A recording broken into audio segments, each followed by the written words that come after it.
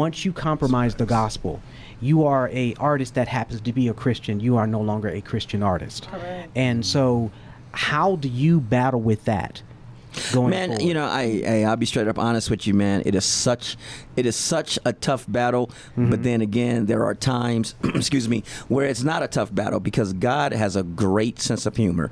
God puts us in front of 20,000 people, and then the very next week He put us in front of 2. Right. Exactly. And we take them all. But you know, God has a funny way of humbling you. And you know, at first, Jamie, man, I would like get upset about that too. And, you know, until I realized that, hey, man, he'll leave the 99 to come and get that one. Yeah. And then I had to realize, whoa, guess what? I was that one.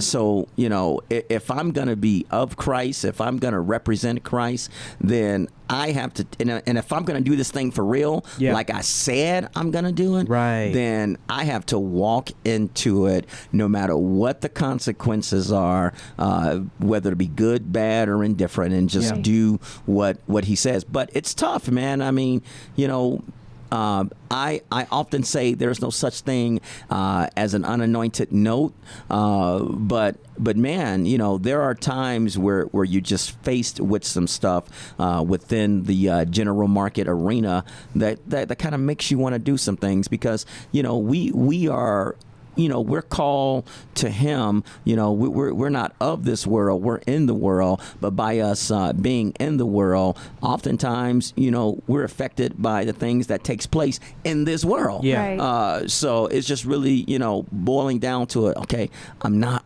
gonna go that route. I'm not gonna do that. I'm not gonna do that. And it's a battle. It's a battle. If you resist the devil, he will flee. But the Bible didn't say that he won't keep on coming after you. But when you know, when he's coming back after you, that means that God has His hand. To me, that means that God has His hand on you, and you just have to realize the fact that, okay, man, what I'm doing right here is for God. It's for Jesus. It's a battle, and I'm sure you guys do prayer and all that, and you're very grounded. Absolutely.